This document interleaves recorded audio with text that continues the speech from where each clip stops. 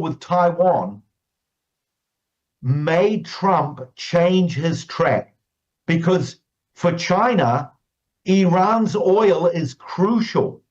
And so the premier of China was making it very clear, we want those Straits of Hormuz open. And I wonder if that's not the reason why Trump backed down and why he's had this big change to appease the premier of China, because Trump cannot afford a war with China right now. No way. He'd be far too stretched. So I'm just curious about that. Indeed. All right. lighttothenationsministry.com. Email him if you'd like to have him speak at your Bible study or church, whatever it might be. July and August, he'll, Lord willing, be here in the States. lighttothenationsministry.com. Aaron, stay safe, my friend. Shalom. Thanks, Brandon. Shalom. Bless you. Aaron Lavarco, again, brought to you by you.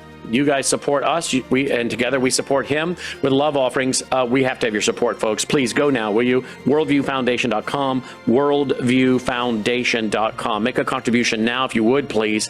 You'll also find our mailing address there if you prefer to support us through the mail, worldviewfoundation.com. Big show tonight, Brandon House Live. Dov from New York will be with us. He's a Jewish gentleman. He's actually in Israel now. We'll get an update from him. We also have with us, who else, Logan? Who else we got? Somebody else. Who? Someone. I can't remember who else we have. We got somebody. You know it's going to be good. Oh, Brandon Holthouse. Pastor Brandon Holthouse will be with us tonight as well. And Tours of Israel, new tours by Aaron.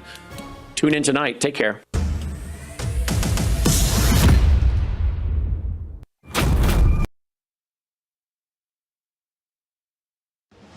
Colonel Rob Maness has a lifelong record of providing dedicated service to this nation. Having worked his way up from the enlisted ranks to full colonel, he served our country for more than 32 years. He has served as a bomber squadron commander, bomb disposal technician, Joint Chiefs of Staff operations officer, assisted the national security team with the campaign plan for the global war on terrorism. He authored the first theater nuclear war plan, and served as the Vice Commander of America's largest airborne intelligence wing. Colonel Rob Maness is a true American hero.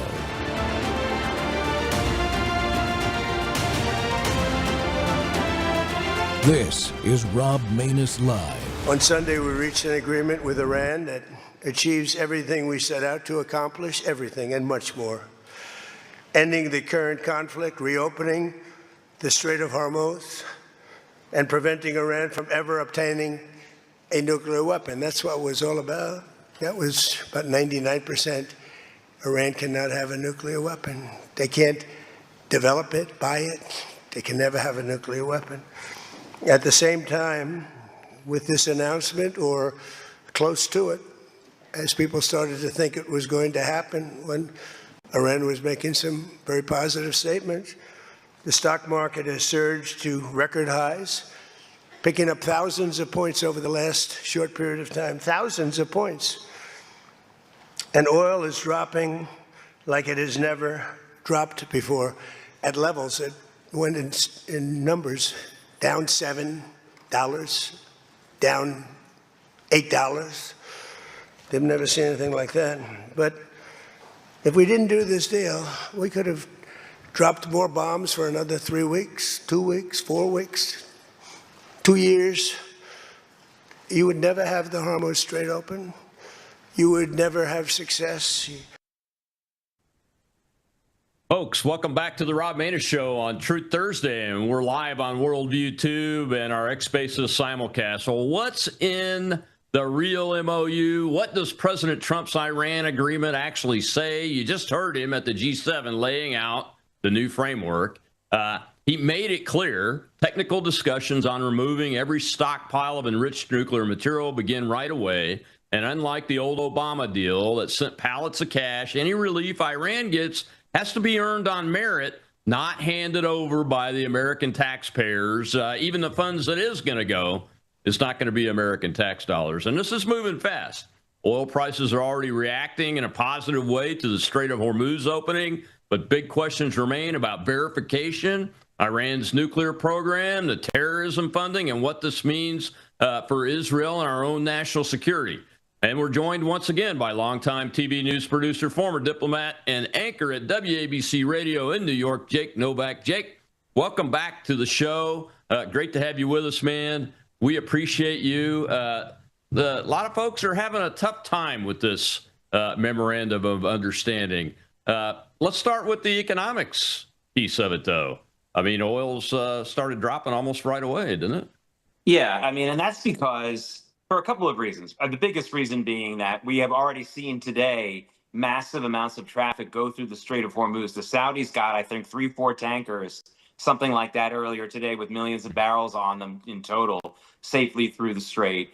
Actually, oil is finished with a sell-off for today. We're kind of at $76 a barrel, and I think it's done for the day as far as that's concerned. We saw 73 at one point. I think it'll be back in the 60s pretty quickly.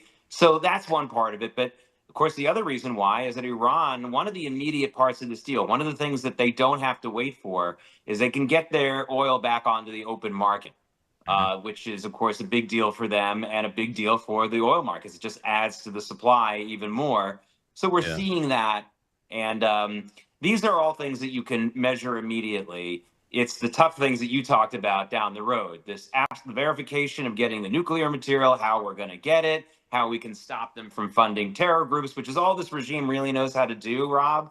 So, Colonel, so I don't know how that's going to, be achieved. That's going to be a tough one. And then, of course, to me, now look, you and I want to get into the facts. I think the real journalists want to get into the facts of this deal just so that we can get the facts out there and people know what the facts are. So I'm not against that. But when it comes to analysis, Colonel, at the end of the day, I don't think it matters what's in the deal. It doesn't. What only thing that matters is this. Iran will break it. We know that Iran is going to break the deal. That's not even a debate, not for people who have been following this. So the only question is what President Trump will do when they break it. And I don't know if there's a president, certainly not in my lifetime, but ever in American history, that I would trust more to do something about a breaking of the deal than Donald Trump. Doesn't mean he will. I can't say 100%. But there's no president more than Trump who is likely to do something about it. And that's where I'm kind of hanging my hat today. Yeah, I'm with you on that. President Trump's the only person I would trust with this kind of understanding starting out. It's really a terms of reference, to use a lawyerly type term. It's the starting point, right? It's not a treaty. It's not even the deal. The deal is referenced in a future tense in this memo. Yeah, and look, getting to the Israeli part of it, what the Israelis have to do in the next couple of weeks is figure out how to maximize the benefits of all the things that have happened since last year, since Operation Midnight Hammer, and the destruction of so much of the Iranian military infrastructure and the deaths of so much of the Iranian leadership. And they're going to have to figure out where this gives them an advantage as far as how they deal with Hezbollah. I think they already figured a lot of that out, but they want to be able to find new ways to cut off the pipeline between Iran and Hezbollah. And also working on the administration and saying, all right, we're doing what you've asked for. We have moved out of Lebanon. We're going to not do all those things that you didn't want us to do. But let's come to an understanding between the two of us about when we have the green light to go and hit Hezbollah. Or maybe we can have a different kind of green light paradigm for when we hit the supply chain. When they try to go through Iraq or some of these other countries, to Syria and everything to supply Hezbollah, is that part of this deal too? Because it probably isn't. And as you well know, in the years before Trump became president again, that was the MO for the Israelis a lot. They were hitting these supply chain operations to Hezbollah quite a bit in countries like Iraq and Syria. And if the Israelis have to go back to that to get relative peace, pre-October 7th like peace, I think that they'll go for it. And but you can understand why they're complaining about this deal. I don't think anyone should be angry about them complaining about it. The only thing we shouldn't expect from them or allow from is or accept from the Israelis is some kind of, well, we can't, we've been completely betrayed type talk. I don't think that that's what we want to hear. And to his credit, Netanyahu is not saying that, so that's important. Yeah. Let's talk about that a little bit, since you went there a little bit more earlier than I was going to. The vice president had the press conference today at the White House. It gave another master's class in how to deal with the uppity press, man, which is great because generally they get it wrong and they desire to get it wrong. unfortunately for the American people and the world. But one of the things he said and was very clear about was that there is no way that the United States is going to stop Israel from defending itself. That is something that I think has to be part of any deal, even though Israel's not even mentioned in this piece of paper. Yeah, and woe to any of the countries that think they're going to be able to attack Israel and get away with it because President Trump is going to stop them. There are some very minor examples of that, but in the past, but in the end, they were blown out anyway. For example, when Saddam Hussein used Scud missiles to attack Tel Aviv, and the Israelis listened to President George H.W. Bush and didn't retaliate. It isn't like Saddam survived that. I mean, they lost the war, and of course, he eventually ended up dead anyway years later. One or the other will punish you if you attack Israel. I think that anyone who's stupid enough to think that they'll do that and get away with it, I think just about every single Hamas commander involved in October 7th has been killed, including another one last week. They're all gone. You're going to get killed. So the idea that you can walk around thinking that you won't be punished for attacking Israel, either the Israelis themselves or the U.S. are going to get you. And I think it's important for a lot of people, especially here, supporters of Israel in this country, to remember that. No, I don't love all the aspects of this deal. But again, like I said to you right up the top, I am not going to get into the nitty gritty of this deal. I mean, I will for factual documentation purposes. That I want to make that clear. Yeah. But I'm not going to get upset about the nitty gritty of the deal because I know Iran's going to break it. So now all I'm thinking about now is what happens when they do. That's what I'm spending my attentions and energy on. Yeah. Let's stay on the Israeli government for a second, though, and J.D. Vance, because in the press conference, and this little segment, I caught most of the press conference, but I got this one really well. And he talked about Prime Minister Netanyahu and the other cabinet members.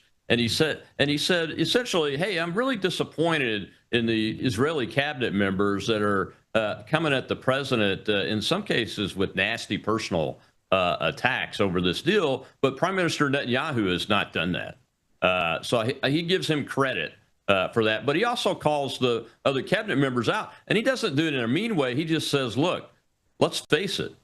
2/3 of the weaponry that Israel has used to defend itself in this entire operation have come from the hands of Americans. And a lot of American tax dollars bought a lot of it to make sure that it got over there. And he's just musing out loud. He's like, hey, if I was in your shoes, I would think twice about the personal attacks. It's okay to disagree, but to attack these guys, attack us personally, that's just really dumb. Yeah, well, welcome to Israeli politics. Israeli politicians, and Netanyahu's been guilty of this in the past. They are susceptible to they are likely to commit acts of hyperbole that even American politicians don't commit, even when they talk about President Trump. I mean, there is no middle ground with Israeli politics. It's always death or life. It's always doomsday or not. They don't have a filter and they don't have a meter. And this is something that's bothered me for a long time because they're in a very volatile part of the world. When they get very hyperbolic, it means something. It can really have a bad effect. So that's important to remember. It's also important to remember, Colonel, Israel has an election coming up. The sheer numbers are not lining up well at all for Netanyahu. They're simply not. The center right and even some of the right have aligned against him, along, of course, and they probably won't need to join with the far left or Arab parties or anything like that to win the election. And that is, it feels like an foregone conclusion even before this deal came out.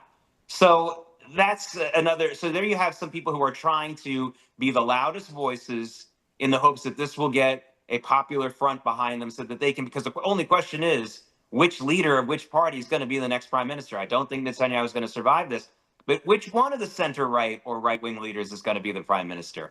And now they're all jockeying for that position. And it's sad to see because I find Israeli politics to be really pathetic. Most politics are, but Israeli politics are pretty pathetic.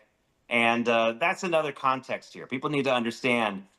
Vice President Vance needs to understand that these other members of the Israeli government, other than Netanyahu that he was talking about, they're all trying to be the next prime minister. He should realize that. And if I gather what you're talking from correctly, then the further right you are and aggressive toward the Iranians, the more chances are you're going to win. Is that right? Possibly. The more chance you're going to be able to get, well, let's put it this way. The more chance you're going to be able to get those people who have been supportive of Netanyahu for a long time to be okay with you being the prime minister of the government. You know, people should remember that back in 2022, that brief period when Naftali Bennett was prime minister of Israel for about a year, and it was really a weak government. Bennett, for some reason, the Israeli politicians have had a real leadership vacuum for many years. Other than Benjamin Netanyahu, even on the right, there hasn't been anybody who's been really a competent, significant type of leader. I think Bennett will do a better job next time around if he is indeed the prime minister again, now that he's had that experience. He certainly didn't have the comfort in the job that he needed to have. And there's another story about that involving Ukraine that I can tell you about later. But what they're trying to do is make it sound like they are ready to take over Netanyahu's mantle. Because a lot of people who have supported Netanyahu don't want to vote for another party other than his party, but will this time want to make sure that it's somebody like him who will lead this new coalition government. So, yeah, you're on the right track with that thesis. Seems like Netanyahu's probably been the most aggressive prime minister of Israel ever to handle these guys. I wouldn't want to necessarily throw that baby out with the bathwater, but I'm just an American. I don't have anything. All right. We got to take a break. When we come back, we've got a question already in the audience. I think we'll take that and talk about the nuclear material. That's the key part of this MOU and everything going forward for the United States of America. We'll be right back with Jake Novak.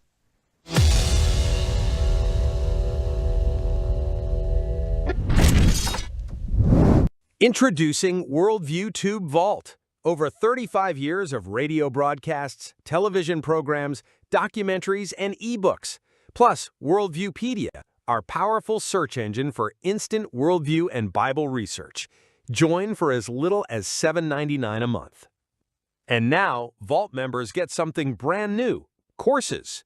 Our very first course is here, the Book of Revelation with Brannon House. 53 in-depth lessons, complete with overview quizzes, walking you verse by verse through one of the most important books in Scripture. Getting started is simple. Go to worldviewtube.com/vault and join today. Already a member? Visit worldviewtube.com, click the person icon in the top right, and log in. Then hover over Vault in the menu and select Courses. That's it. You're in. Join WorldviewTube Vault today at worldviewtube.com/vault.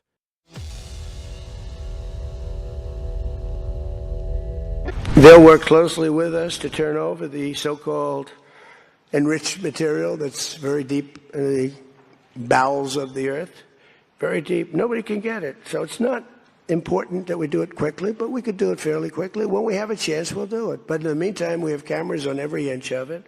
Nobody can do it. And if they do, we'll hit them with Patriots, that's all. And they'll be gone. And they know that. Technical discussions on the removal of all stockpiles of enriched materials will begin immediately. We're going to start that immediately. And unlike Barack Hussein Obama, who sent Iran pallets of cash and any relief they receive under this deal, they'll have to get based on merit. And it won't be from us. We don't have to give them anything. Welcome back to the Rob Maness Show. It's Truth Thursday, and we're talking about the truth of the MOU with between the United States and Iran with our guest, Jake Novak, who's a great anchor on a great show out of WABC in New York nowadays, really bringing lots of good information, dives really deep into a lot of things, and this is one of them, I know. Jake, I think I've got a question in the audience. Let's take that before we get into this nuclear piece real quick. Michelle, go ahead. Sir, we no longer had a hand up. Okay. Okay. All right. No problem. The nuclear piece.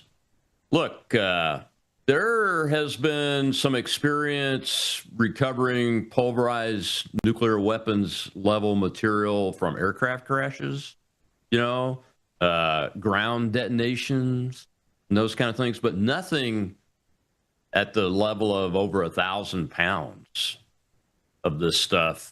That's deeply buried in really heavy rock and now dirt. and those kind of things. That's a pretty big lift. Just the operation of that, isn't it? Yeah. There's also reports which sound a little like Iranian bluster to me. They're very good at that say they've also booby trapped all the entrances. So I don't know if that's true or not. Who would want to lay those explosives? I'm not really sure who would want to do that job. Whatever it is, it does appear to be inaccessible at the moment. Mm-hmm. I say that appear to be, though, underline that, because I do have a worry that some of it was able to be, that the Iranians were able to recover and remove some of it before all of this happened, whatever collapsing of mines or tunnels or things like that. We need to really make sure that it really is all under that rubble. We really need to make sure. And by the way, thankfully, it's not that hard to find out. That stuff leaves a trace. It leaves chemical traces. It leaves other kinds of traces. We should be able to find out if some of that material is not there. And I would make that a really high priority, not to just take them on their word for it. But it's funny what the president said in that soundbite is exactly what I said on my show when we first got that report, that it was buried under a bunch of stuff. I said this actually may have been a turning point in the negotiations. If it's in a place where not even the Iranians can get it, then whatever obstinance they have about turning it over is moot. Doesn't matter. They can't get to it either. And I think that actually was a breakthrough in the negotiations. And it might have been something the Iranians did to themselves. If the Iranians indeed collapsed these mines and made it impossible, and tunnels and things like that to get to the material, they may have undermined their own negotiating position, because in de facto terms, nobody has it anymore. Right. So to me, was something that made me smile. I immediately realized this because it was a CNN report. I think it was Saturday, but it might have been last week. Was it a week ago Saturday or this Saturday? But it was one Saturday, and I was live on the air, and that's exactly how I analyzed it. I said, wait a minute, this could be the breakthrough in negotiations. And I think it was. And it should be noted that the Iranians may have hoisted themselves. However favorable you think this deal is to them, first of all, doesn't matter because they're not going to uphold it. But don't worry about that so much. The thing that they were really looking to hang their hat on and maybe draw us into a longer and maybe even a ground war was over this material. And they may have taken their own chess piece off the table on that. Yeah. The mountain complexes that you hit, that the material was supposedly in, that I've always said, and you've been on this show with me many times, I've always said that it's possible they could have moved some of that stuff beforehand. Right. Now, we were tracking on it, I'm sure, wherever it was. But they also could have done some things that we couldn't see, and that is put secure chambers in those complexes and move the material into it to be able to block it off from the attack from the BOAB bombs. The mothers of all bomb penetrators, the MOP penetrators, and that's possible too. But both ends end up with it being deeply buried under a lot of hard rubble. Deeply. And what would we have done with it when we got it? We would have buried it deep under a bunch of rubble. Well, I know where the facility is. Yeah, right. Yeah, so I think it's kind of 6 of one, half a dozen of the other. It's one thing to smile about in the last couple of days about all this, in addition to a couple of other things, which I don't want us to go too far into this program. It's your show, Colonel, but I think you'll agree with me 100%. Can we absolutely celebrate today one thing, whether you're happy with the deal or not, or whether the fact that we had such a low casualty rate for a long drawn out conflict with a heavily militarized opponent, and the civilian casualties are almost unmeasurably low.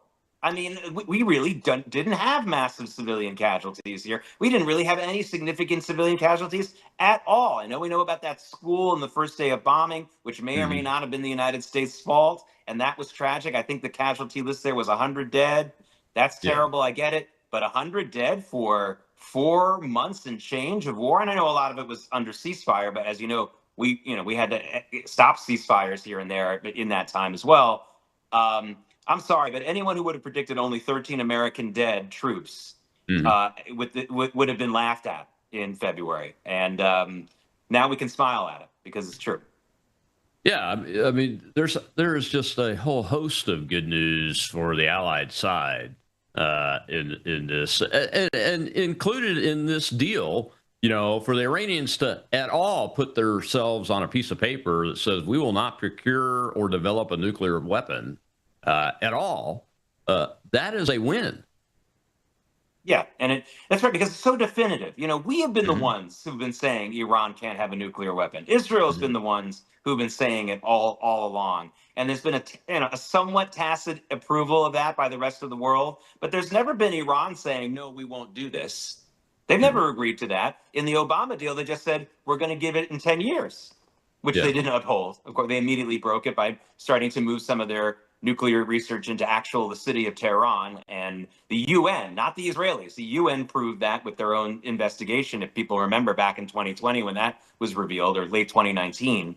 So now for the first time, the Iranians are saying, we're not going to do this. And they're not even putting a timeline on it. They're saying, we're not going to do this. Now, again, I don't expect them to uphold the deal. I think they'll be on the phone to Pakistan and North Korea as soon as they possibly can.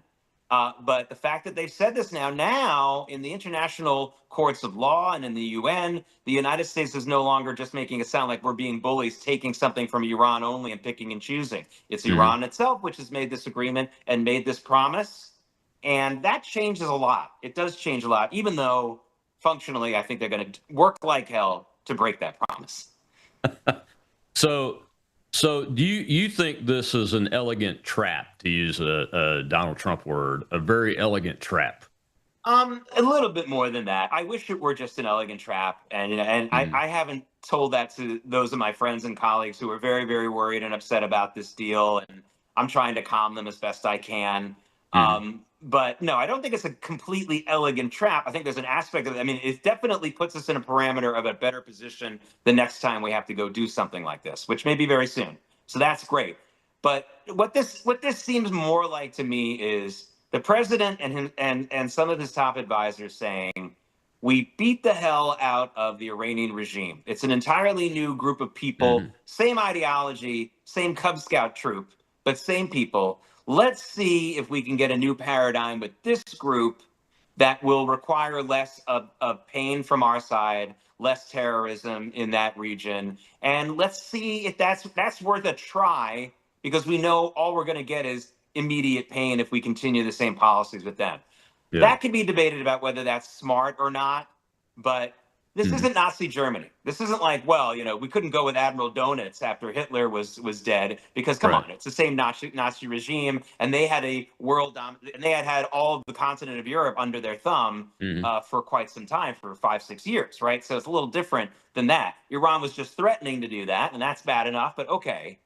So I think that there's some logic and validity to trying this out.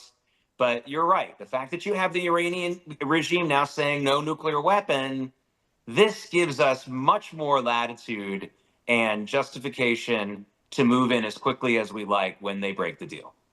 Yeah, absolutely. On the nuclear issue, I believe today that the United States is the only nation state that has the technical capability to go in and recover this stuff safely. And get it stored somewhere where it can be, stored away from their hands, and those kind of things. There's not any other country that has that capability, is there? I would highly doubt it. Highly doubt it. The nuclear, obviously this is never going to be fully published in all the details of how Israel became a nuclear power. We know some of it. We know that some of the material definitely came from the United States. We know that they made a lot out of a little, and there's a debate about whether they were capable at the time of the darkest days of the Yom Kippur War. Did Golda Meir, did she or did she not order the Air Force not to arm their bombers with nuclear bombs? That'll probably never be revealed. I don't expect ever to find that out, but that is the question. Yeah. But it's a long way of me giving you an answer that what Israel experiences with is much less material than this. They don't have that kind of experience, certainly not in the crude form that the Iranians have it in. So I think you'd be right. It's possible that Pakistan has some scientists who were the disciples of A.Q. Khan, who made Pakistan a nuclear power. It's possible some of his people could do it. Would we trust them to do it? No. But it's possible that they could. But it's a good bet it is just the United States. Yeah, I mean, we even did it for the old Soviet Union. Right. took some of their old material and put it in our storage for them because they didn't have the capability. Yeah, and they also didn't maintain it properly. We found so many of their missile silos filled with water when we did our trust but verify inspections. And I know some of the inspectors who were there and broke out laughing. They were like, I didn't have to come here.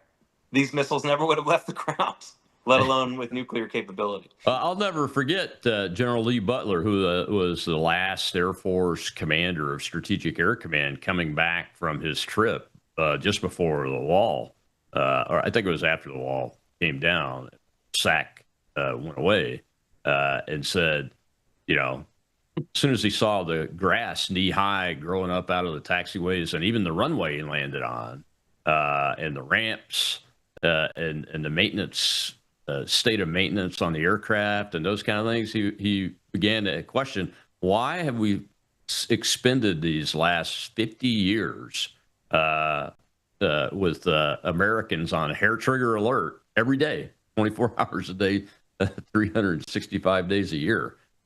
You know, that's a lot of treasure and a lot of time. We lost people in the process during training and operations and those kind of things. And General Butler was like, these people are, this threat was nowhere near what we thought it was. Well, better to overestimate an enemy than to underestimate it. So, absolutely. So it's just that my only point with that is sometimes the reality is a lot different than what the intelligence is telling you even from a military perspective. And our military intelligence is pretty darn good.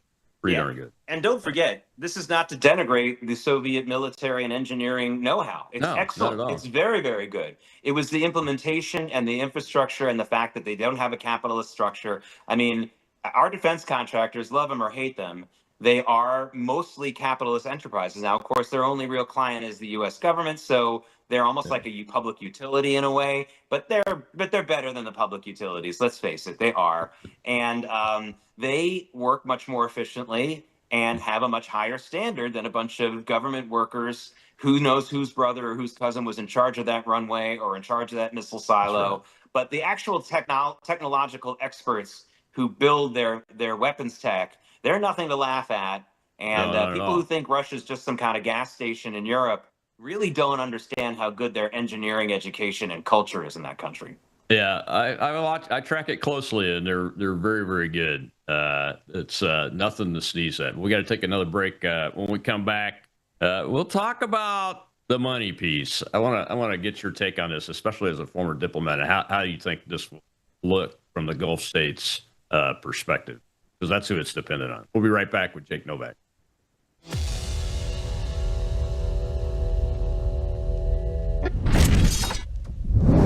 At a certain age, you stop chasing younger. You start protecting what helps you feel steady, strong, and well. Your body's collagen matters. It supports the structure of your skin, joints, and connective tissue. But as the years go by, your body needs more support from the inside. That's where Bella Grace Elixir comes in.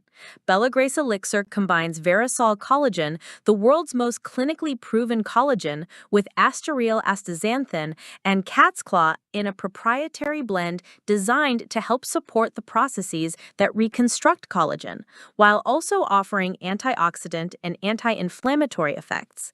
And this isn't just for women. It's for men and women who want to age with more confidence, more care, and a daily wellness routine that supports the body from within. One simple elixir, thoughtfully formulated for whole body wellness. Take care of the body that has carried you this far. Order Bella Grace Elixir today at melissahousebg.com. You mentioned a $300 billion fund. I got to be very clear about this. Not a single cent of American money under any circumstance, no matter what the Iranians do, goes to Iran. Not a single cent of American money. Other money. Well, here's what this says. This says, for example, let's say that the United Arab Emirates, who have been a great ally, let's say they want to invest in a power plant in Iran. What this deal provides is that if the Iranians have done everything we require them to do, then we will allow the United Arab Emirates to do that. Because they can't do that right now without American approval. So we're fundamentally saying if the Iranians transform how they interact with the world, we will transform how the world economy interacts with Iran. But if they don't do any of that stuff, they don't get any of these benefits. So I think all the Democrats who are saying, well, the Iranians get all these things, they don't get anything unless there's been a complete transformation of how Iran interacts with the world. That would be a huge win for America. And to Jesse's point, if they don't do any of these things, we don't give them anything, they don't receive anything, their nuclear program is still destroyed, their military is still destroyed, their missile program and industrial base is still destroyed. We fundamentally have transformed the Middle East. Whether they comply or not, this is just icing on the cake, assuming they do all the right things. Welcome back to the Rob Maness Show. It's Truth Thursday. We're talking about the truth of the MUO between the United States and Iran as the starting point, the shoving off point of the deal that the President of the United States is eventually, in his mind, going to make with the Iranians that will result in a number of things. And J.D. Vance was talking about one of those things that has some people up in arms. The $300 billion has people up in arms quite often and frequently in this country. And they're saying things like, well, that just sounds like the JCPOA. And for those of you that aren't initiated, that's the Obama plan. So some of you are saying, well, he's just like Obama. Okay, people. All right, let's get Jake Novak's take on this. He's got a lot of experience in this part of the world, in the diplomatic world, and those kind of things. And Jake, one of the big questions I have about this is the Gulf Arab states. JD was, he even mentioned one. That's where this dollar investment level is intended to come from, isn't it? Yeah, and I'm really glad he mentioned the United Arab Emirates, because you know what the United Arab Emirates just did, Colonel? They just left OPEC. And why did they leave OPEC?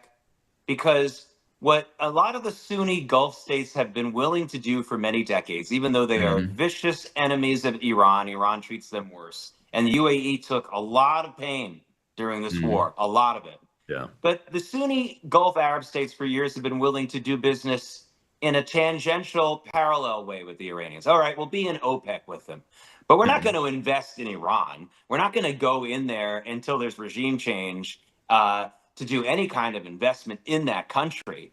And that is why this whole number to me is actually a major capitulation by Iran, because the only way they're going to see any of that money from a Gulf Arab state, they're more likely to get it from Trump, frankly, than from those states, is until there's major regime change, major capitulation on their part. The fact that the UAE left OPEC, which I would assume 99% of the people criticizing this deal, from the rank and file in this country, Trump haters, whatever, don't even remember. It was a whole 2 months ago. How could we forget? How could we remember that? But Exactly. That was a really, really big story for me. I thought that was a huge deal, because it showed that these Sunni countries that have been at war with Shia Muslim Islam for almost 1,400 years, but specifically with Iran for almost 50 years, they don't want to even do business they don't even want to be in the club with them anymore. They don't, because they just it's just not worth it for them.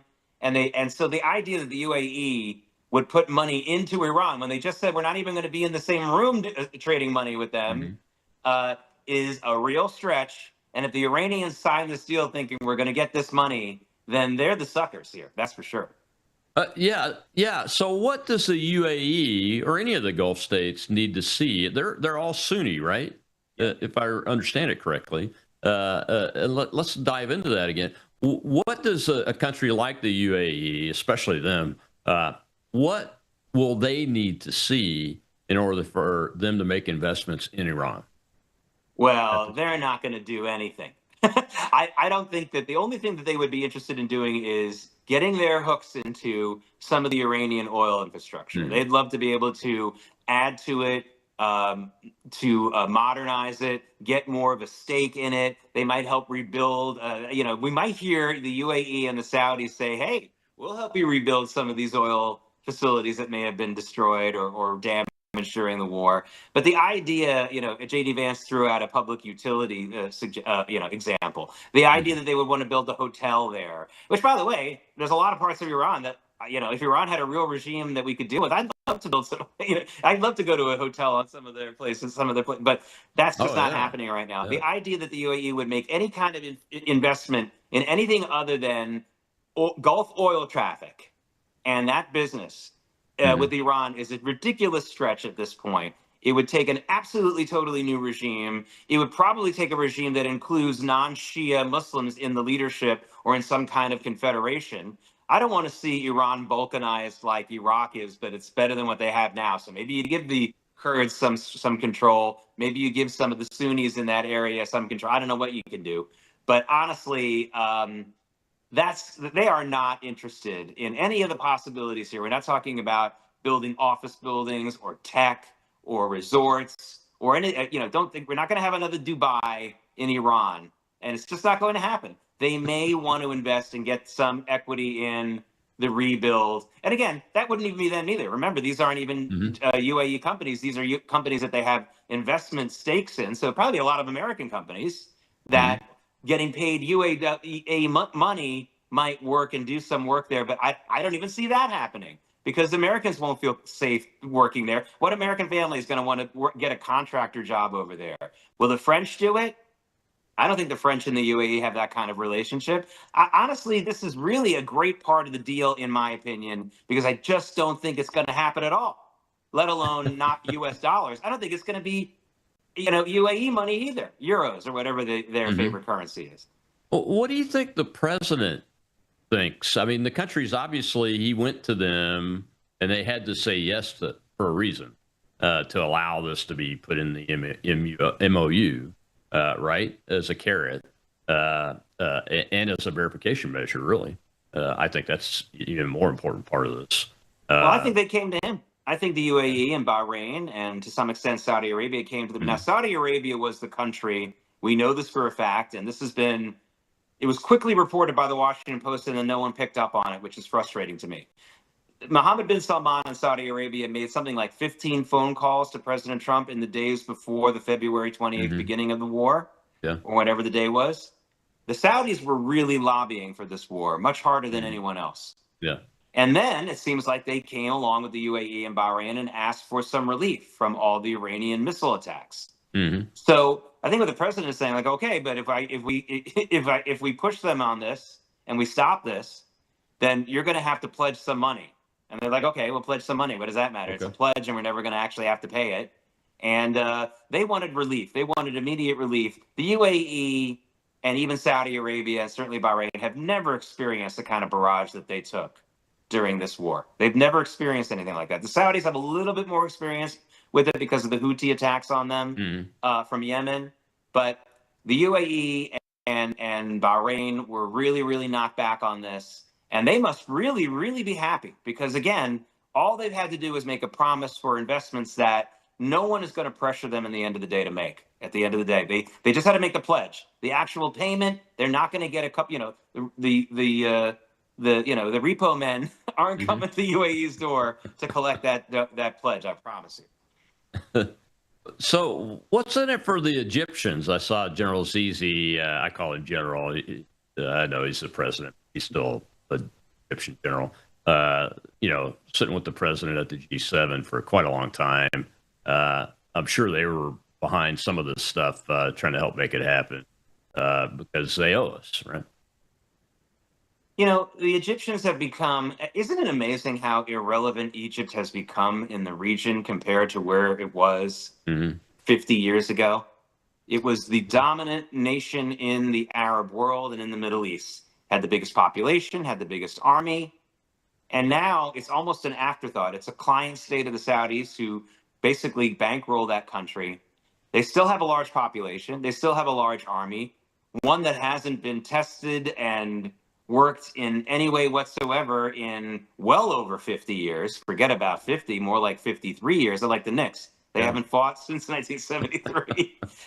We should call the Egyptians the Knicks, but they're not going to be winning any championships soon. So what they get out of the deal is they get an unmolested Saudi Arabia. Their benefactor is now less bothered and can go about its business.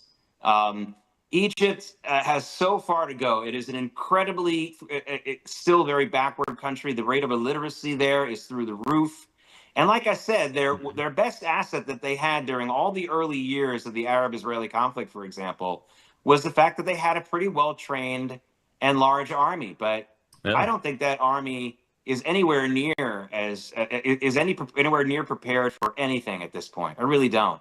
They get a lot of money. I think they have a lot of sons of aristocrats who fly those jets around, and and they don't even have that much oil. Really, they don't have any. So they're just there, and they are controlled by Saudi Arabia. So if you want to know what Egypt is doing, just look what Saudi Arabia does, and then you have your answer. And of course, the Turks have been mentioned as key partners in putting this thing together, which didn't really surprise me. The only thing that surprised me is Erdogan didn't try to get a lot of press out of it.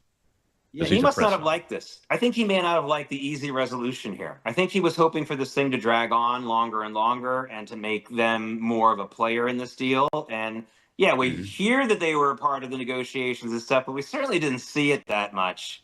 And I agree with you. I mean, if they had really played that kind of a role, Erdogan would have been all over it, and he's been quiet. So that tells you a lot, too.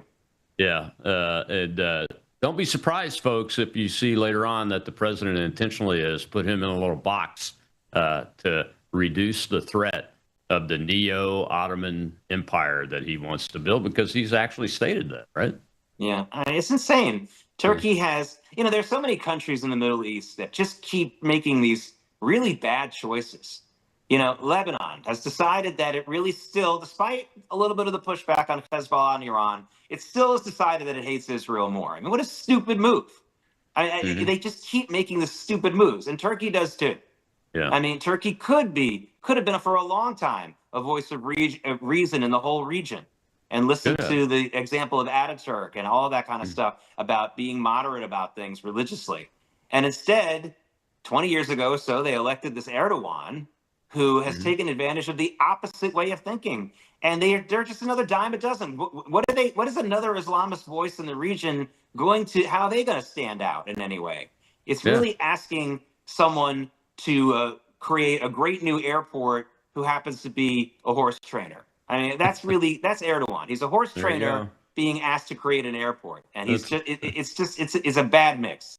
That's a great analogy. All right, we got one more break. When we come back, we'll be talking with Jake Novak. I want to get into a little bit about the IRGC that's left and this whole Syria-Lebanon thing that the president mentioned that I saw yesterday.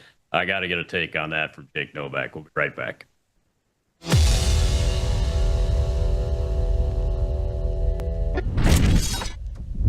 Take a look at the water you just poured. It looks clean. It tastes fine, but what's really in it? Lead, fluoride, arsenic, chlorine, pesticides, PFAS forever chemicals, pharmaceutical residues, and bacteria. Every single day, these toxins flow straight from your tap into your glass, into your family. It's time for Sentry H2O from Worldview Water. Sentry H2O is the ultimate water treatment technology, designed to remove harmful toxins, balance your water's pH, and enrich it with essential minerals like calcium and magnesium, the way nature intended. From commercial-scale systems to whole-house filtration to crisp, delicious drinking water right at your kitchen sink and shower, Sentry H2O delivers cleaner, healthier water everywhere you need it. No plumber, no tools, no plumbing knowledge required. Perfect for homes, apartments, rentals, RVs, refrigerators, and more. Because everyone deserves access to clean, healthy water. Visit worldviewwater.net. That's worldviewwater.net. The Pakistanis, who have been helpful in mediating this agreement with the Iranians, they've asked us not to release the full text for a little while. It'll come out at the latest on Friday. We're actually trying to push them to get it out today because we want to tell the American people what's in this deal.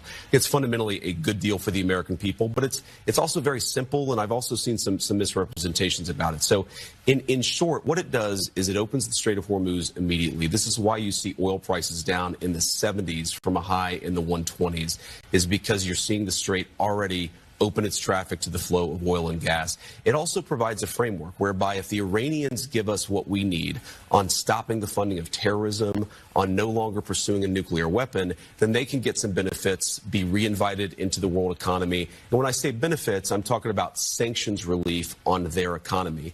We've destroyed their nuclear program, but one of the things the president is trying to do is give them the incentive not to try to rebuild that program for the long haul, so that it's not just us. We don't have to worry about Iran having a nuclear weapon for the next couple of years, but for the next generation, that generation doesn't have to worry about it either.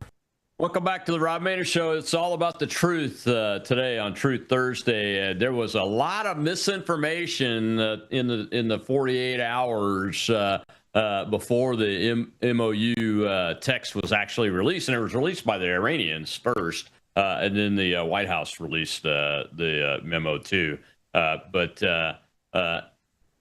Jake Novak's my guest today. Jake, I just got to ask, I mean, what is in it for the people that were releasing it? I suspect the remnants of the IRGC are probably in one of those groups. I can understand that they would want to stir things up and get as much disinformation out there as possible. But other entities, it's been rumored that might have leaked it, like other countries like Turkey or Syria or even Israel, or Republicans, neocon types, as they're called here in the United States, that might have done these releases of not quite the memo, but they're just talking about it. It seems a little nutty when you have stakes this high to me. Well, I think people knew that the way that journalists and other people are going to look at that release is they're immediately going to look at that number. So we knew that we were going to get that $300 billion number focused on, and they got what they wanted. They got people talking for a day and a half or so about how the United States was going to give Iran $300 billion. I'm still getting texts from people about that, which of course is not true. I got one before the show. Yeah, so it's a big joke. That's what they wanted, and that's what they got. And to them, this is the way they act. I mean, it's just hit and run type stuff. So I think that was the motivation, and to try to create that kind of narrative really quickly. And there you go. I wish it were more detailed and nuanced than that, but we're dealing with real childish people. You know, the childishness of it is really frustrating to me. The idea that, oh, President Trump is going to hand over big money, or that this is a huge victory for Iran. I mean, that's just it's too simplistic. And I actually think that you could really make a strong argument that it's not necessarily a big win for the U.S. or Israel, but this deal, the fact that they signed some of this stuff because of some of the things we've talked about so far in this program, is really a huge loss for Iran.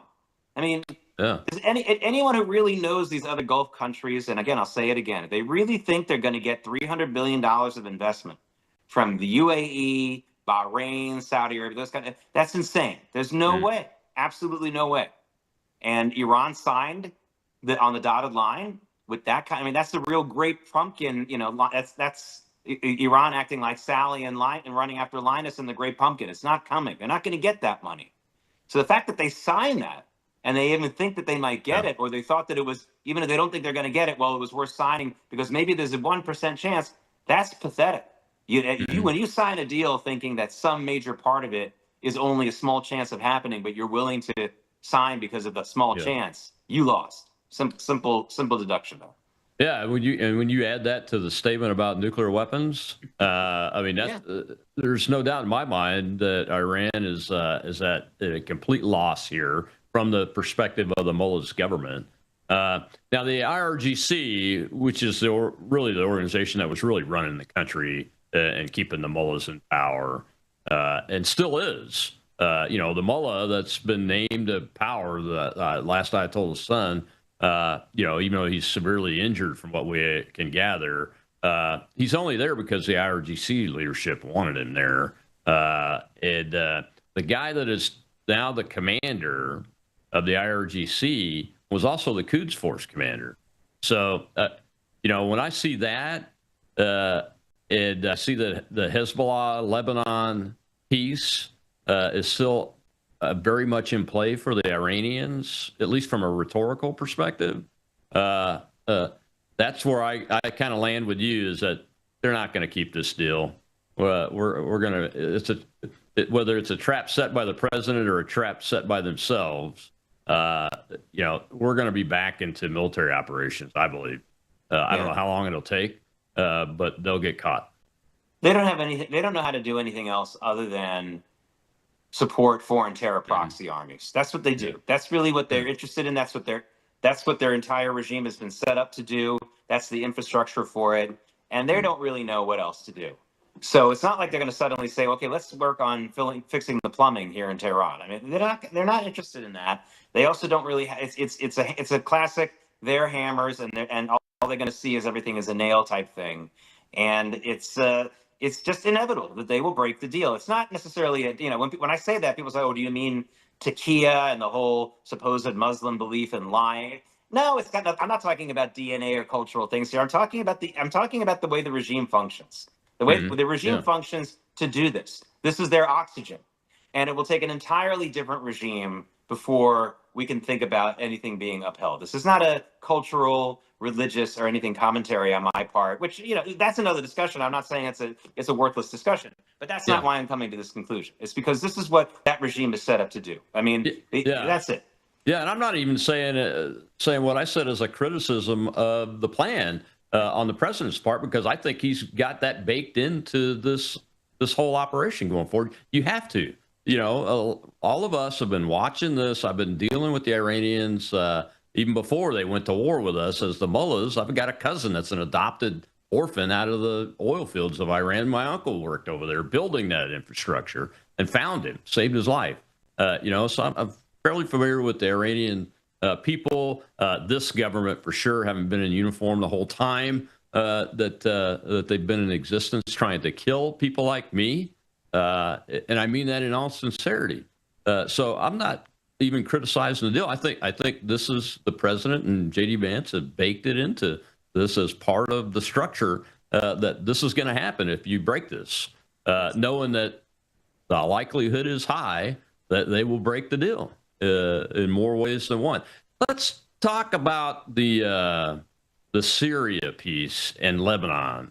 That I saw the president talk about it. He really likes this Jolani guy, which you can't trust that guy as far as you could spit him, as far as I'm concerned. He's Al-Qaeda, through and through. And I still question the United States involvement in putting this guy in power, to be honest with you. And I think I'm right to do that, and I'm right to not trust him. But the president seems to think that he should be the one to handle the Lebanon issue.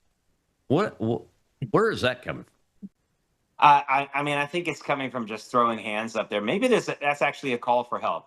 Maybe the president and some of the American leaders are hoping that someone else will stand up and say, "What about me?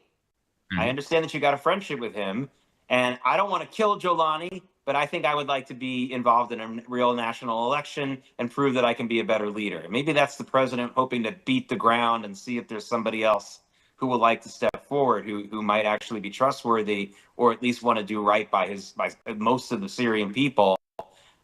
It is such a head scratcher, but it's one of those things where no one else has gotten it right ever. We've never had a responsible leadership in Syria, ever. So I think the Israeli government is aligned with the president on this, aren't they? Yeah, they are, because, again, they just feel like this is an early stage type situation, and there's lines of communication open. Assad was such a major roadblock. When Israel and the Palestinian Authority were making their peace deals in 1993 and 94, I know the people who were involved in a lot of those negotiations, and there was real hope. There actually were American envoys who secretly went to Damascus. I have a gift from one of them down in my basement, an actual original wonderful backgammon set from the marketplace in Damascus that I got from him. So I have physical proof that they were there. Believe it or not, this is 32 years ago. There was hope that they would join in some part of that negotiation. It never happened because Assad was just such a stumbling block. Yeah. So they look at this Jolani guy as just someone who might be a little bit more reasonable and someone that they can make a deal with without having to trust. In other words, they'll get some kind of concession from him, take that to the bank, and then they don't have to worry about him upholding parts of the deal after that. It's such a mess. We are really dealing with, if we didn't have the jet airplane and drones and things like that, we could really be isolationists, couldn't we? We could really say, let's just build a fence around all these countries and let them come and give them a few centuries to get somewhere near our level of culture and advancement. But we can't. We can't. So I mean, it's a moot argument. They can get to us. 9/11 should have proved that to you, but you shouldn't figure that out 30 years before 9/11 too, if you didn't already. And we can't do that. And because we can't do that, we're going to have to make some deals with some really, really bad people. And compared to the Cold War, the list is short. The list is short. The Cold War had a lot more fraught and problematic relationships than one or two people that we've mentioned today. Yeah.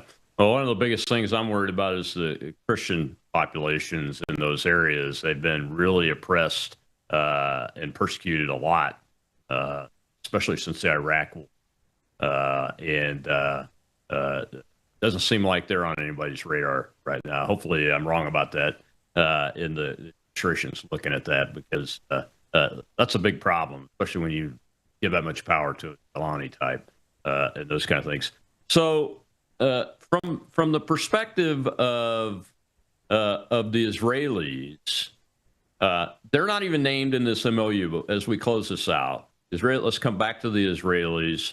JD said, hey, Israel has a right to defend itself, just like the Iranians do. And the president was talking about them having some limited number of missiles and limited range missile defense and those kind of things. So I don't think anybody's under any illusion that Hezbollah is going to stop or that some other, Muslim entity is going to start attacking Israel again. But from a Lebanon perspective, got about a minute left. What do you think the plan is on Prime Minister Netanyahu's part? I mean, he's gone all the way up to the river, I believe, and they're cleaning all that out, which is really where the heavy Hezbollah presence was. Yeah, well, they are retreating now. I mean, that's been the last 2 days. The Israeli forces have been retreating for that. I assume they will get completely out of Lebanon by tomorrow or however long that takes. What the plan now for the Israelis must be is to make real clear communications with the White House, what the parameters are. When will the United States forget about just allowing Israel to retaliate against Hezbollah attacks, but when will there be certain events where even the president won't make a comment saying, "Oh, I wish they didn't do this"? Because I think there was a lot of that in the last couple of weeks where the United States pretty much allowed it, but the president wanted to publicly denounce it or push back on it. And I think that needs to be the number one priority for the Israelis right now. Tell us, Mr. President, tell us, JD Vance, what are the rules that you'd like us to follow, the rules of engagement that you'd like us to follow with Hezbollah? Because we'd like to answer every drone attack.